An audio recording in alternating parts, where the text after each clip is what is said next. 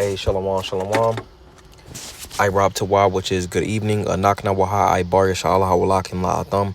Call Shabuai Baharakha Wa Kaksha Yahawah Bahasham Yahawashah Ma'amath, which is truly, hey, with the Hebrew Israelites coming to you week in and week out through the spirit and power of Yahawah Bahasham Yahawashah to preach to you so-called Negroes, Latinos, Native Americans, West Indians, Haitians, and Israelite foreigners. Naham Atham Kayaham Lakwath Hashemayim Korah. Repent, yea, for the kingdom of heaven is at hand.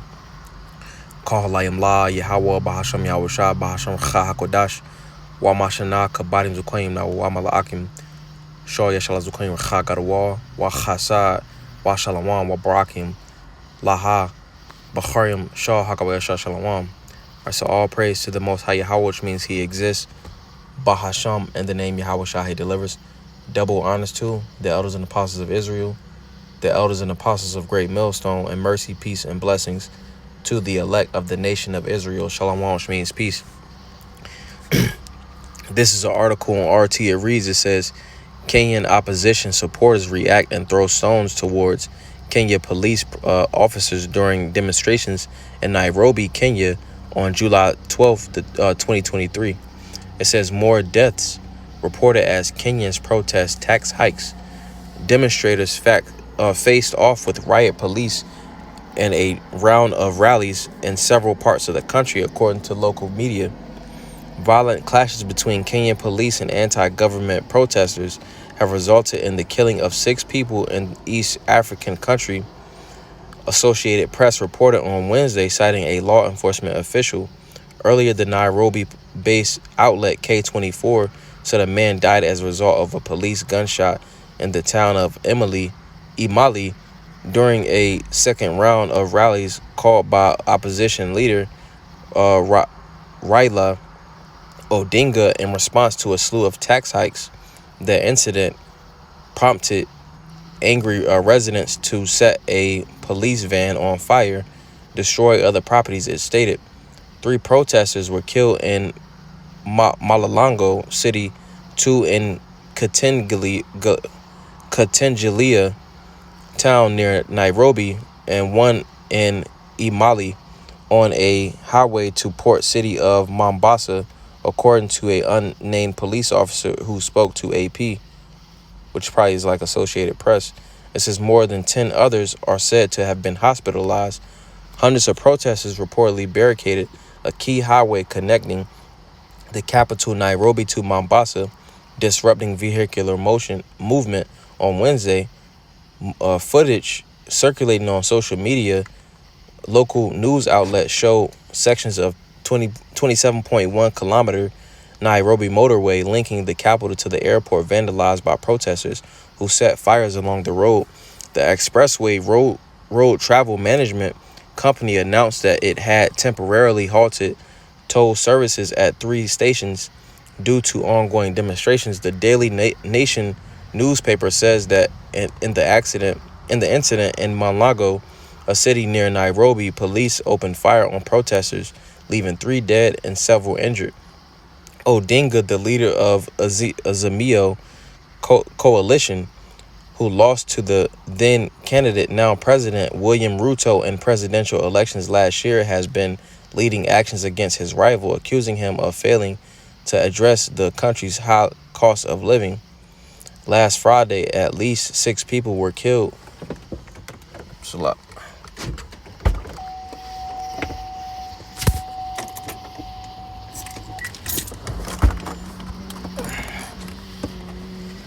It says last Friday, at least 6 people were killed and dozens were arrested, according to police, during marches across Kenya in protest at the taxes which were included in a finance bill signed in law by Ruto last month.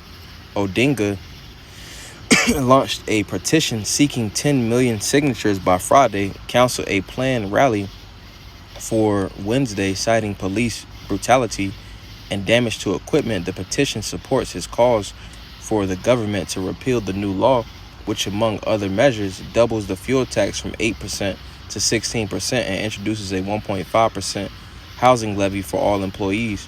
He said the decision to call off the rally was made to protect supporters amid the reports of deaths and injuries from various parts of the country. It says, we received intelligence of a most heinous plan by Ruto's political party, Kenya Kwanza, to ferry armed goons who will attack peaceful attendees of our rally in Kamkunji.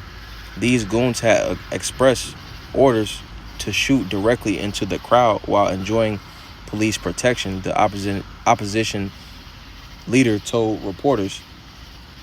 All right. Right here it says, some sections of Nairobi Expressway vandalized near Munlogo during ongoing protests. Property of unknown value was destroyed by fire in Jua Kali area, Kisumu, on Wednesday during the protests. All right, so pretty much, it's protests. In Kenya you got protests, and or you got riots in France. So the common folk are uprising against the government. So let's get some precepts. This is we'll get 2nd Isaiah, also Ezra chapter 9 and verse 1. All right, and Ezra's name goes into help. All right, but it's Isaiah in Hebrew. It says, and he answered me then and said, measure thou the time diligently in itself. All right, and how do you do this? Let's get a precept. This is Habakkuk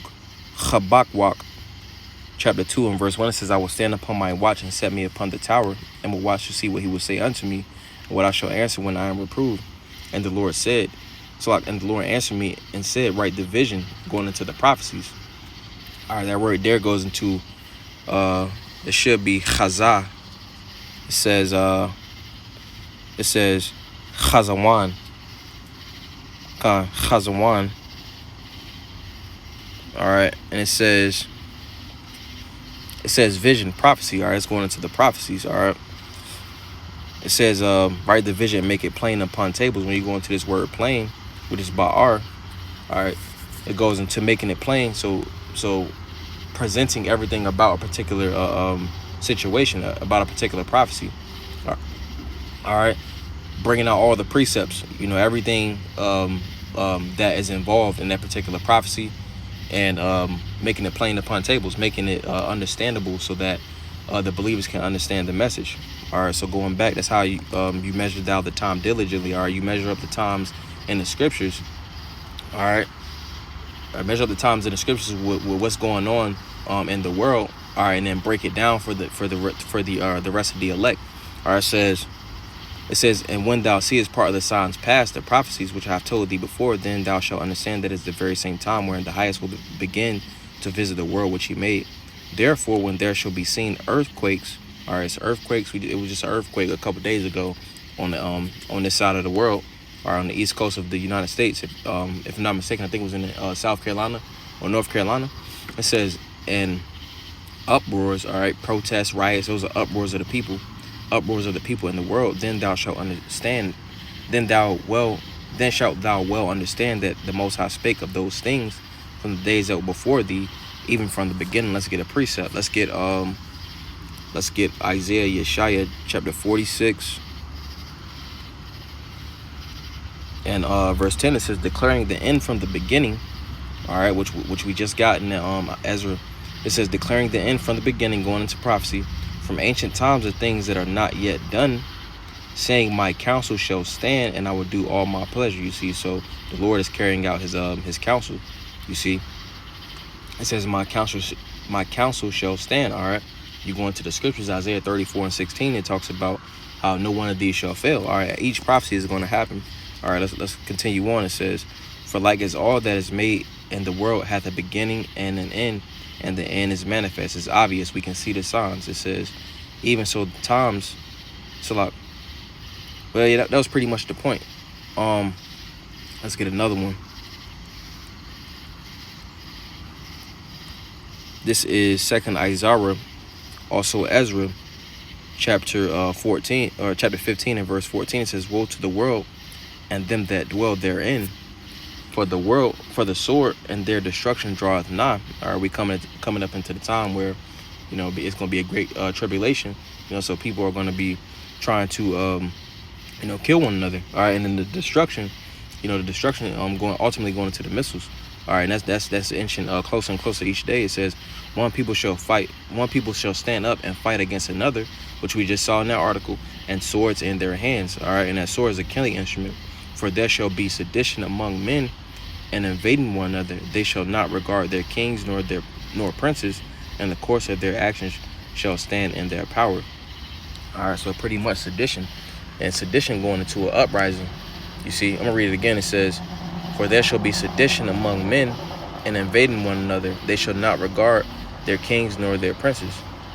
All right, it's rules over there, rules and regulations. You see, and it could be to a greater extent, but it's rules and regulations set up in that particular area in Kenya. You see, but those rioters, those protesters, they ain't really care about that. They're worried about themselves. Because they're going through tough times because they're raising the taxes over there. It says, "For there shall be sedition," all right, going into an uprising among men and invading one another. They shall not regard their kings nor princes, in the course of their actions shall stand in their power. All right, and pretty much it's going to get worse, but the course of their actions is standing in their power because they're rioting and protesting, and they're fighting up against other groups and as well as law enforcement. You see? Let's get another one. Let's go to Matthew chapter 24. And